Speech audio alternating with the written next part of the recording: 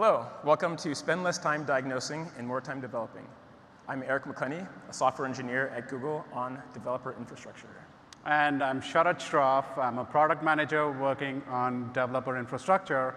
And our goal is to make developers' lives easier. I know you're all here to learn about the various tools and diagnostic tools that we're about to show you. But first, we should probably talk about the app, right? Yeah. So the app that we have built is basically a meme generator. So you can take any two bodies of text and throw it at this app. This app will basically take randomly, it'll pick words from these bodies of text, kind of mush them together in some logical manner to hopefully sometimes create a funny meme. So for this demo, we decided to take the two bodies of text that we decided to use is Grimm's Fairy Tales and, of course, everyone's favorite bedtime reading, the Git's Handbook. So let's walk through what happens when you try this app out. Like, here's a good example. It says, the wolf and the wild boar were first on the ground. And when they came, he gave them some of the most annoying problems known to humanity. Version controlling in Microsoft Word documents. And that's pretty rough. I don't know if that's the most annoying problem, but maybe one of them.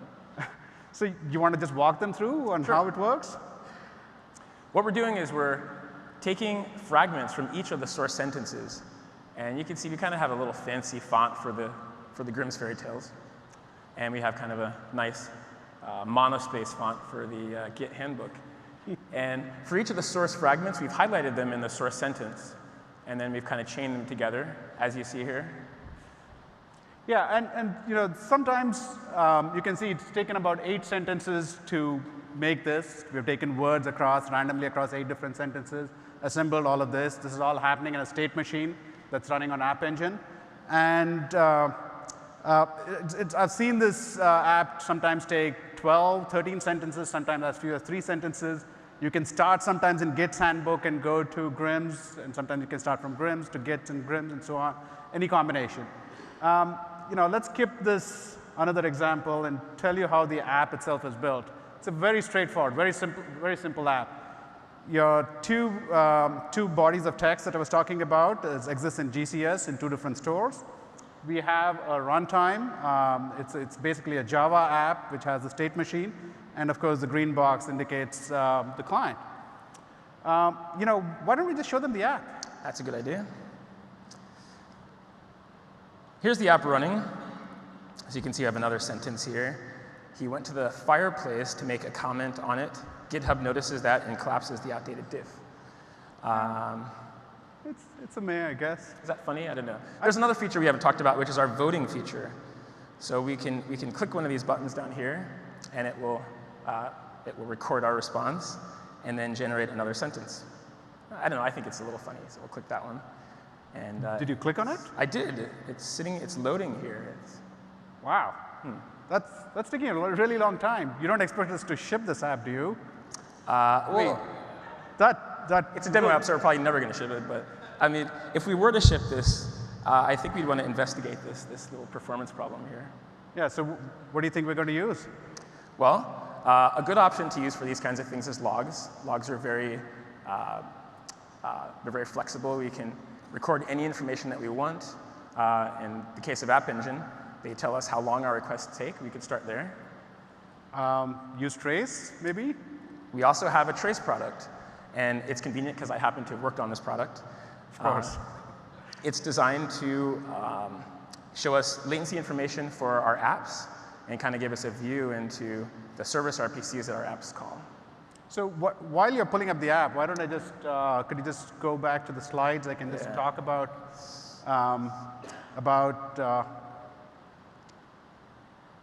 so when we think about performance troubleshooting in production, we've heard engineers tell that, of course, you need to be able to very accurately and very precisely measure requests, measure latency at an individual request level. You also need to be able to correlate logs so that you actually get this end-to-end view of what's happening within your application from a latency point of view. And you need to be able to look at different distribution slices. And what I mean by that is average itself doesn't tell you much. You need to be able to look at the 75th percentile or I mean, when you look at an average view, an average aggregate view of your entire the latency associated with your application, you may not notice any issues. But if you slice it down to the 75th percentile or the 95th percentile, you'll start seeing those differences in latencies, and that becomes a place where you want to start diving into. And the other thing that we have heard customers often say is performance is something that engineers end up reacting to, while they would much rather prefer being proactive about this, to know before, to be aware of the problems even before it actually impacts the customers. So with all that in mind, we ended up building Stackdriver Trays. And for Stackdriver Trays, we started off with, of course, providing this very, we automatically trace every endpoint that you have. And we're able to surface that within the Stackdriver Trays tool. We also overlay this logs. So we can basically, in this diagram, what you see here is basically we tell you what's happening across the entire time taken for your entire request. And then we also break it down into its constituent parts and tell you where exactly the time is being spent. We are able to also break down by different distribution slices. So you can actually tell, for example, what is your application latency at the 25th percentile, at the 75th or the 50th percentile, and we're also able to tell you whether it's actually going up or down. Eric will show you some of these in a second. And we have spent a bunch of time looking at being able to provide analysis on all of these. And Eric, I think we should just show them the tool. All right. Maybe you could drive here while Yeah, actually, why don't I do that? Here we have our trace overview page. And the page is organized in a number of cards that are designed to give different views into the trace data that we have for the app. On the upper right side, we have our Insights card. And this shows some of the insights that Sharat just talked about. And we'll look at this in more detail. We see one that's called mini datastore.next calls. Maybe that'll come up later in our conversation. And then below that, we have a few lists of traces that are organized in different ways. The first one, the traces are organized by recency. And then below that, we have traces organized both by frequency of request URL and by frequency of App Engine Service RPC. On the right side, we have our list of analysis reports. This is what we were showing just a moment ago in the slides. The analysis reports are capable of running over large numbers of traces, and they can show you a latency histogram for your app for the requests that it handles. And what we do on the daily reports, these ones are generated automatically. And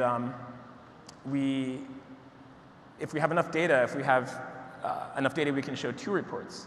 In this case, for the daily reports, we have the first day, which is yesterday, and then we have a week before yesterday. And we're kind of showing you those 2 reports side by side. So this can show you if you have a latency shift, perhaps, in your app.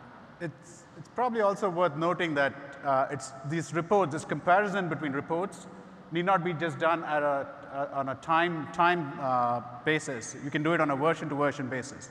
So we can generate reports saying, tell me my application profile and compare it with what it was with my previous version.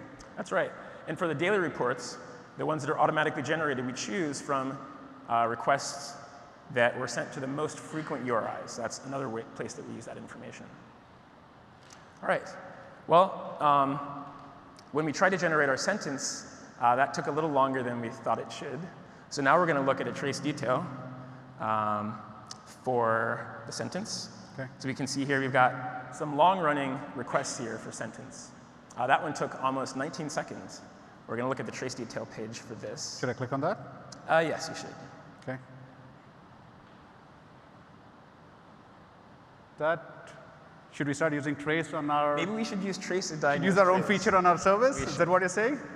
I'm not saying that. You're saying that, but it's a good idea. But actually, there's something going on here, and we'll talk about that too. Or is it just trying to retrieve a whole bunch of data? It's trying to retrieve a lot of data. So here we see our trace. Now, a trace is a bucket, basically a group of spans. And the spans have some basic information. They have a name. And then we get the latency information by the timing that we have in the spans. There's both the start time and an end time, so we can organize spans kind of in space. And we also have the latency for them. And they also have a hierarchy. So the request here, the entire request duration we see in the first span called /sentence. And then all the ones below that are children of that parent span. So it gives us a hierarchical representation of what our app is doing. It's a huge number of these. There is a large number of those. And I think probably the page load was because we're actually loading probably thousands of these things and showing them here in our browser. Okay. So in fact, there's so many. I mean, you barely see the little scroll thumb moving. I can't even count these. So why don't we click on the summary tab there? Okay. Now in the summary tab, it shows us by request and service RPC just how many of these spans that we see. In this case, we see over 2,000 datastore.next calls. Below that, we see that we have 8 run query calls. And I think with this information, I have kind of an idea of what our app is doing. And let me just go back to the GrimGet app here for just a second. We don't need to show it, but I'm just going to explain what it's doing. What it does to generate that list of source sentences is we've got a large state machine with all the different sentence fragments in it, and we just kind of walk that to generate the generated sentence. But to come up with the source sentences for each source that was chosen for the node for that sentence fragment, we hash the sentence, and we store that hash in the node. We do this because we have a lot of sentences and a lot of nodes, and we don't want to just kind of replicate all those sentences everywhere. And then we look into our data store by hash to find each of the source sentences. So in this case, we had a sentence that had 8 source sentences, and we did 8 queries. But for some reason, that turned into over 2,000 data store next calls. Wow. And this is one of the benefits of trace. It kind of gives us this view. If you look at the code, we don't actually see ourselves ever calling data store next. But we're going to use trace to figure out why that's happening. Yeah. Now, we click on the Insights tab, and you can see it's telling us that there's one insight on the tab. We click on it, and actually we see the insight that we saw on the insight card. And it says many datastore.next calls. And it's warning us that not only do we have a lot of these calls, and it has the correct number, but it's telling us that we have a default, maybe we have a batch size for our query of 20. And I know that 20 is the default batch size. And this is probably why we have so many of these next calls. Now, one thing that I think is notable is, in this case, we kind of, to diagnose our problem, we started at the overview page. We clicked on the actual summary, the sentence link from our list of traces. We went to the detail page. We looked up the summary to see how many of these calls we made. We ended up at Insights. We could have just clicked on Insights from that overview page and kind of skipped some of the investigation. So this is kind of one of the values of our Insights feature. The other thing to remember is what we are showing here is just one such pattern. We are analyzing every single trace that comes into our system, every one of them. We analyze for numerous patterns. When we see a suboptimal pattern in your call flow, we immediately surface it up. So you have these insights available to you the moment you land on the trace page. And we're working on new insights all the time. We're always working on new insights, yeah. So now we're going to go back to our timeline here, and we're going to go to that section of code that has that problem. So to do this, we're going to click on one of the first run query there. Okay. Now, I mentioned that each span has some basic information. It's got a name, it's got some timing information. If you scroll down, we also see we have some of what we call annotations or labels. These can be used to actually add extra custom data to the spans. And for App Engine spans, we add a number of different things based on the service API we call. So you can see for data store, we have kind of like the batch size in there. In fact, it says 20 right there. And we have the kind, which just roughly corresponds to the table that the data came from for that request. Below that, we also have a call stack. And this is going to help us kind of find the place in code where we have our bug or performance problem. And you can see in our call stack we have many frames. They're frames that are kind of part of the SDK, the App Engine SDK. We have some App Engine infrastructure, some servlet container code. But we have some links here for the frames that correspond to our app. They just shipped this. We're going a little bit off script. You realize that? I know. I actually They shipped it in the last 20 minutes, I think, or last half an hour. I know. I was hoping that nobody would modify this while we're doing the demo. But do we click on it? These things happen. Let's click on that. Which one? Click on the first one. All right. It should take us to the debugger here. Yeah, well, and we'll. Okay. This is a little sneak peek of what Sorry, we're going to give you another peek on. The team is just shipping stuff as we are demoing here, so we didn't expect to see those links. Those links were not supposed to be there. Well, actually, they are supposed to be here. Well, not today, not right now, but nevertheless. Okay. So here we have our debugger, and we have source code located. We've uploaded our source code here into the Google Cloud Source Repository. That's why we have that available. And we're actually going to talk about this debugger in a few minutes. But what this is doing is it's letting me take a look at the code that I have for my find sentence method. This is the method that goes through the data store. As I mentioned, it kind of looks for sentences with a matching hash. And let's look at what it does. It first sets up a query, and then it goes through all the entities that it gets from the iterator, from that iterable there. And for each entity, it looks at the value property. The value property is the source sentence itself. And then we hash the sentence, and then we compare the hashes for equality. The hash that we pass into the method is the one that we got out of our state machine. And it's curious to me because I remember working on this. And I know that when I write the entities into the data store, I actually write a hash property there. So right away, you can see we're computing a hash for the sentence from the data store. But that's not the only thing. By adding the hash property, by default, the data store gives us a secondary index on that property. So I can actually apply a filter to my query and do a lookup. What this is doing, by iterating through the table this way, we're actually potentially iterating over all the entities in the table for this kind. And we kind of know the hash already for what we're looking for, so we should be able to just do a lookup. Now, as I mentioned, by default, you don't see anything here about batch size. The default batch size is 20. And what the kind of the SDK code is doing is it's saying, all right, we're going to query this table for these entities, and it's kind of fetching ahead the batch size number of entities. And it's kind of holding those there as we iterate through them, and when we exhaust that, it goes and gets the next batch. So you got to have some default batch size, and 20 is probably good for some common use cases, like maybe a web page or the tabular view, right? In this case, we know that we're iterating through the entire table. So 20 is probably too small, given that we have thousands of sentences in this table. So what I'm going to do is replace where we call this with a call to another method that applies a filter. And having planned ahead, I actually have such a method down below. Maybe you could scroll down a little bit past all these to keep going. Don't be shy. Keep going. All right, right there. Find sentence with filter. This one adds a filter to our query and adds a predicate with an equality operator. So we're looking for entities with the property hash that equals the hash that we pass in. And they should translate into a data store lookup instead of a scan. We won't be scanning through the whole table. Chunks of 20 sentences at a time here. We'll go straight to our sentence. Should we try it out? So why don't we try this out? Yeah. So the unscripted part here, as you folks realized, we clicked on a feature that probably just got enabled some point today. You have the ability to jump from Stackdriver Trays into debugger. We'll talk a little more about debugger in just a few minutes.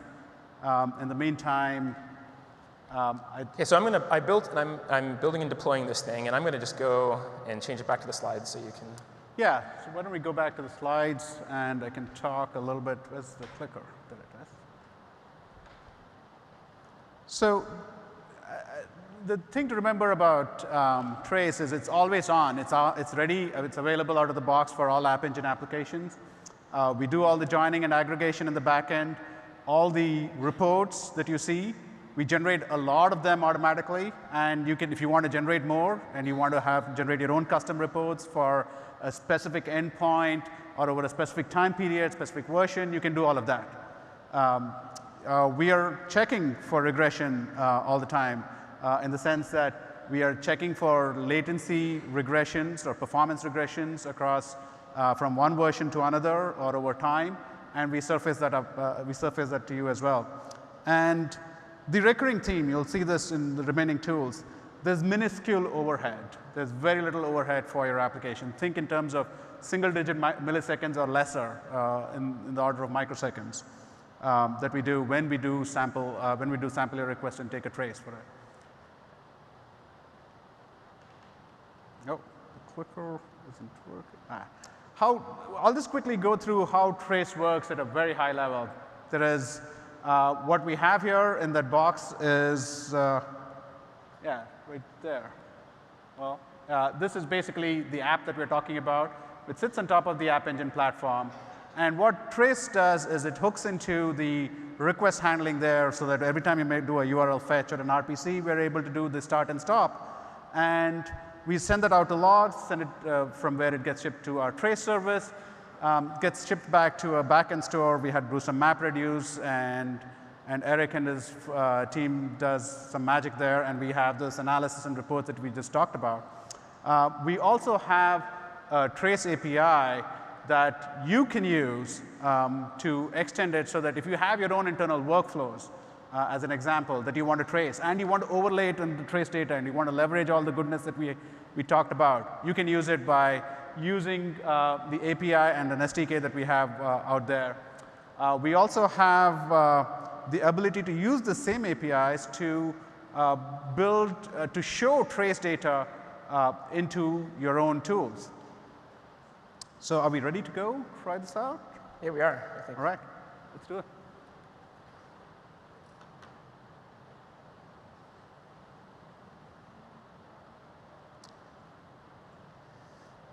So here we have another sentence that we generated last time, and I didn't even know how to read that. Read me 12 plus plus 1 5. Yeah, this doesn't. Maybe this isn't that funny. We'll click that. Doesn't make sense. Now you can see we've greatly improved the performance of our app here. That is much better. Faster. In fact, if we were to look here at the trace, let's see, look at a trace list here. You can see here this slash sentence took 220 milliseconds. Now this is, you can see what I was talking about before. Down here it says we have 4 source sentences. Actually, this must not correspond to the same one. But we have just a number of run query calls here, and we have no data store next calls. So this is the reason why our app is so much faster. This looks much better. I mean, the app is ship-worthy. Why don't you give it a whirl? I mean, I think right now we're probably ready to try out a different set of source text data. This is really good. Great. What did it? Whoa. Whoa. That's a lot of red there. 500 internal server error.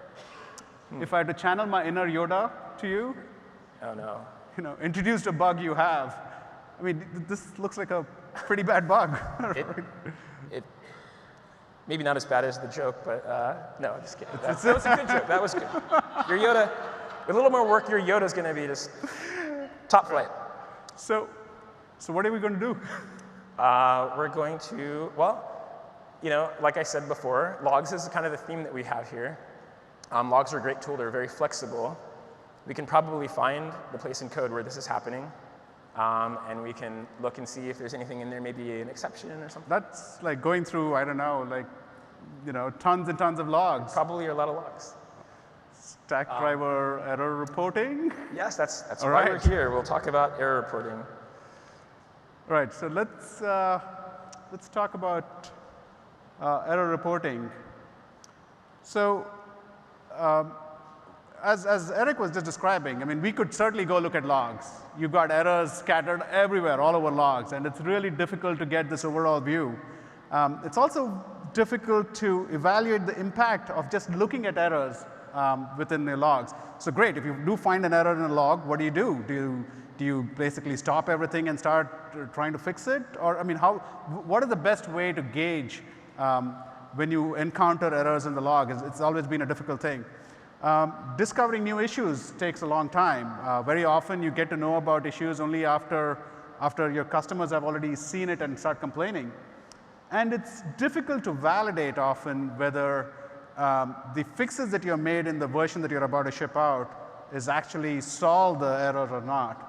And I mean, if anyone is, I'm sure everyone here has probably looked at error log statements, and it's just so much noise in there. There is so much stuff in there, irrelevant, very often irrelevant stuff that at least my eyes tend to glaze over. So what we did is this morning we launched publicly Stackdriver error reporting. If there's one takeaway I want everyone to have here is if there's a page that you want to pin to your favorites, it's probably error reporting. I'll just walk through the various parts really quickly, and then we can just start looking at the tool itself. There's a lot of information, and our goal is to give you it's at a glance view of all the errors happening within your application.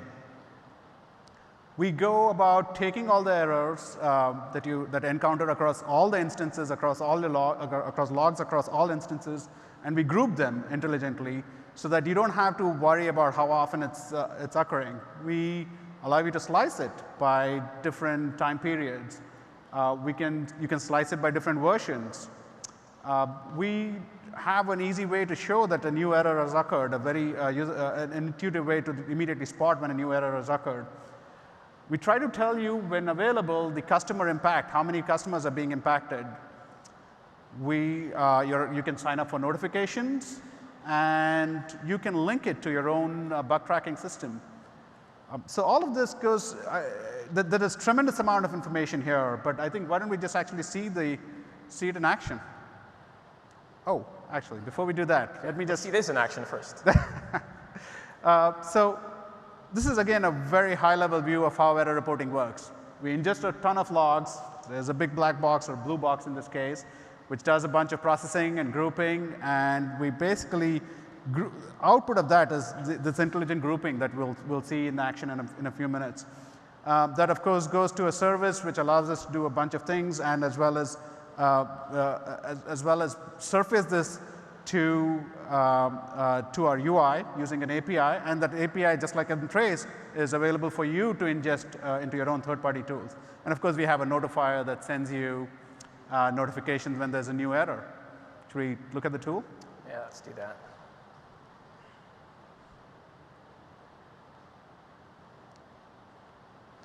And one thing I want to mention, all these can be found here on the left, down here, where it says Stackdriver. You've got debug, which we showed you briefly a second ago. You've got trace and error reporting, which we're talking about today. Logging, which we're not bashing. Logging is great, but I'm going to keep bringing this up. And we've got monitoring under the Stackdriver section there. And you can also pin these things. Exactly. Yeah, is that what you're going to say? That's exactly what I was about to say. We practiced this. This is why we're. On the top, I've got my error reporting icon. So I'm going to click that one. And here we have our overview page. And we showed you this briefly before. And here we have our errors that are kind of organized by kind. And off to the right, we have one that happened 3 minutes ago. And I think this is going to go on a limb and say this is probably the one that we want to click. This probably is what we saw before. It's also telling us that kind of the status that it's seeing for these is 500, which matches the big sea of red that we saw before. Mm-hmm. So we're going to click this. And we're looking at the error details. At the top of the page here, the top table that we've got, we see some of the same information that we saw in the overview page that corresponds to this error. We have a kind of a blown up histogram. As you go through this, you'll see the frequency that we've had over time for this error type. And then for each type of error, we have a number of samples. And for each sample, we have some additional information. And this kind of is information about the request or the environment that the app is running in. And this is designed to help us reproduce this problem. You can see we've got the full request URL. We've got the status, which we saw firsthand. And then we've got some headers. We've got the user agent, the referrer, And App Engine information, this default is the App Engine module, and then we have the version that the app was running when it handled this request. Now, below this, we have a stack trace. But this stack trace looks different from the one that we saw in Cloud Trace and Stackdriver Trace. Why is that? It's cleaner. I mean, it is cleaner. It's much better. A little different to my eyes. Well, if I expand this, you'll see what's happened here. As I said before, in our stack trace, we have many frames. A lot of them are kind of infrastructure. It doesn't mean that the bug we're seeing doesn't happen there, but it's probably more likely that it's happening in our application code, if we're just to be honest with ourselves. So here we've kind of formatted this, and we've grayed out the kind of infrastructure frames. And then we just show it with the ability to kind of collapse it so that we just see our frames from our app. So this is very useful in helping us kind of just visually see where our errors are happening. That's exactly what I was talking about, where if you just show the raw information there, I mean, it's difficult to discern. And I think it's really cool that you can actually zero in on exactly where the problem is. Yeah. And now looking at this, I think I have an idea of where this bug is happening. Oh, yeah? Where is it? Apparently it's on Markov servlet, that class, a method called doGet line 122. So, I mean, how are you going to confirm that? Well, one option would be to use logs. I said I was going to say this again. And of course, we could go in there and we can instrument our code some more. We can try to guess it. This is a null pointer exception, so we can see if we're dereferencing something that looks like it might be null. We can print the logs out. We can build. We can redeploy. We can hit the app again. I mean, that's a lot of fun. So that involves you writing logs, then building and deploying, and then again getting the logs, reviewing them. And so we're going to keep doing this for every bug? Just this one to start with. But wouldn't it be great if we had a tool, though, that where we could see this happening while it's running? And in Q, we're going to talk about Cloud Debugger. Excellent. So, and I said this was going to come up again. We could talk about debugger. I mean, I could go through more slides, but why don't we just show them the tool in action? Okay. I can try to cover the slides later. That's a good idea. Now here again, we have another link, and this will take us to what we saw before. And this time we'll stay in debugger for a little longer. Now what's happening here, we see our source that's loaded here. And just to let you know, the debugger has different options for getting access to source code. In this case, we're using our cloud source repository. We've got the source code loaded here, so it knows by kind of module and version and kind of and by the deployment, what's running here. It can also read code from local source. In this case, it doesn't actually send any of the source to Google at all. It just loads the source in the browser session and gets the information it needs to set these snapshots here. In fact, I think we can even do that without any. Yeah, I mean, let's assume that if you don't have access to source code at all, you can just give it a file name and a line number, and it'll still take a snapshot. And when you take a snapshot, as we did, what I was doing here is I was just hitting the same, reproing the same error on my laptop here, and we got a snapshot. This is happening in production. It is not impacting any of the users. So we are basically, we're adding minimal overhead to your application. Again, we're thinking about single-digit milliseconds or microseconds.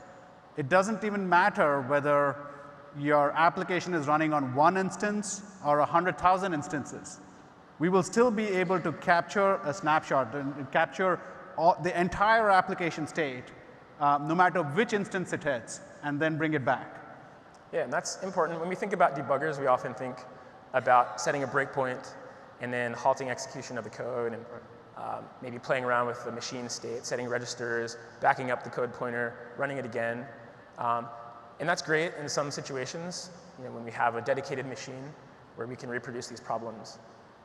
Often with cloud apps, we don't have that kind of flexibility. Some of the problems that we see may be due to maybe resource limitations or lots of user traffic. We may not easily be able to reproduce these problems when they happen in distributed apps this way. So what a snapshot will let us do is capture a view of the machine state on whatever machine that the snapshot's taken from, and it'll save it away in a session for us to look at any time, and it won't interfere with the operation as we just mentioned. So Ashraf said while we were doing that, he actually hit the app again. I see a big red box there. And we took the snapshot. You may have noticed it said waiting for snapshot, and we executed this code. So now I'm going to rearrange the screen a little bit so we can get a little better view on this. Oh, I guess that's as low as I could. This one. There you go. Should be able to do that. Oh, OK. Well, I'll just scroll through these guys. So we can see we've got local variables here. You can see we've got, this is an instance method. So we have a this pointer. And then we have our request and response parameters there that are passed in. And then we have some local variables down here. We have vote LOL, because we pressed the LOL button to make this thing explode. We have current null. This is probably kind of what we're interested in here. So we're going to take a look at the code and see what we're doing. Now, thinking back on this, I remember what I did. I think as we improve upon this sentence generator, we're going to keep track of the quality of the sentences that it produces. So we have these voting buttons, and eventually we're going to probably store these in some kind of system where we can run some analytics on them. We can record information maybe about how long it took a user before they clicked a button and which options they chose for which sentences. But for now, since I was asked to do this in short notice, I just kind of take them and stick them into a map, just to have something, just to get some code out the door. So it looks like I am taking out of my vote counts map, I'm retrieving a vote with key vote there, and I'm taking the current integer, a box integer that we have. I'm adding 1 to it, and I'm writing it back into our map. Now I can see right away if vote is not in the map, then current will be null. And why is vote not in the map? I click the LOL button. And I'm going to look up here at where I initialize my map, and I can see someone, maybe me, got a little excited here, and I put LOL in caps. And when I look at what we have here, you see that LOL is lowercase. Now, this is terrible code. It's not robust. We should never do anything like this ever. But we did, and we suffer the consequences. But debugger helped us find the problem. So that's right. I mean, if the way production debugger, the way Stackdriver Debugger works, it just completely revolutionizes, in my opinion, how you would debug code in production. You can capture application state, study your behavior of your code, and all of this without ever having to pause, interrupt your application. And all of this data is available in near real time. We also have the ability to share the session. Ah, that's right. I don't have anyone to share it with, but I can share it with myself. So I'll just copy the link here, and I will put this into a new tab, and I will run this. And you can see we've got the same session. We have our snapshot there in the same line in the same file, and we've got kind of the same state, the same stack trace, the same. There we go. This is what I was trying to do before. So and the same variables. So that's right. I mean, the ability for you to share your debugging sessions or any of your diagnosis sessions across any of these tools is as easy as a copy and a paste. And if the person receiving it has access to those resources, you can just, they'll just be able to see that exact same data. And in this case, you can see all the variables. You can see the stack. You can see everything. So it makes it really easy for engineers to collaborate, which often happens in order to troubleshoot your app. That's right. All right. So looks like you can fix that bug later. Should we just go back to the slides and?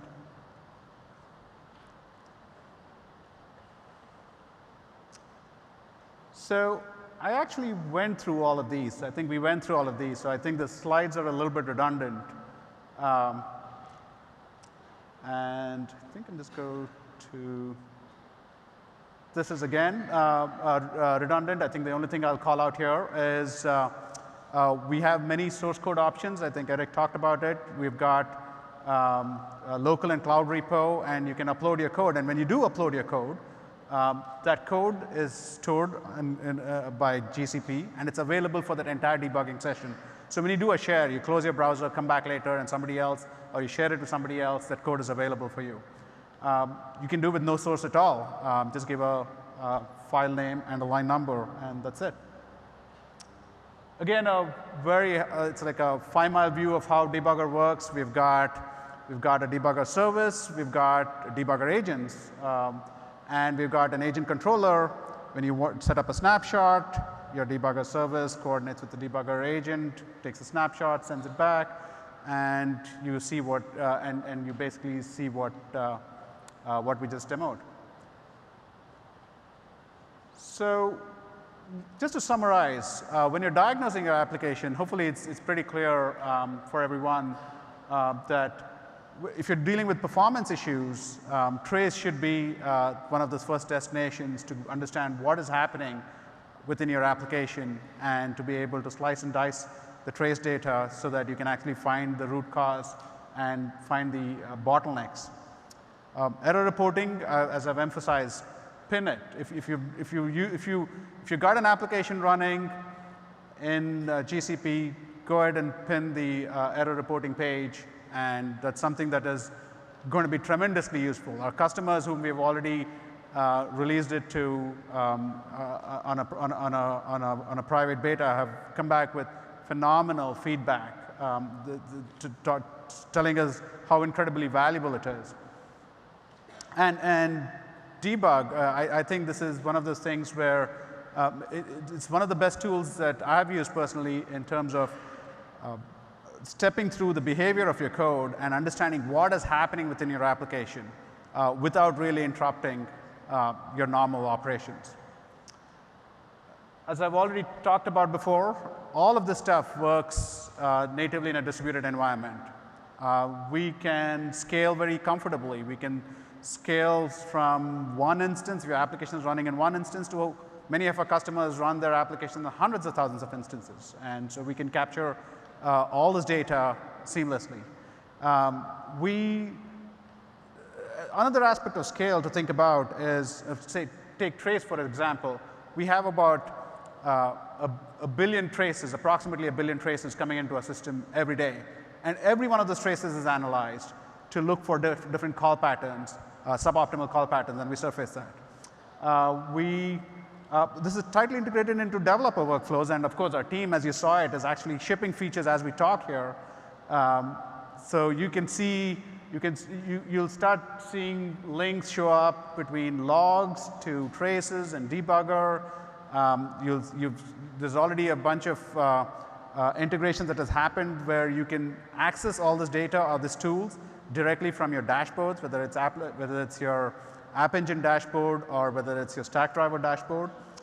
Incident management is, there's integrations for all these tools within your incident management systems. And I can't highlight enough about the extensibility here.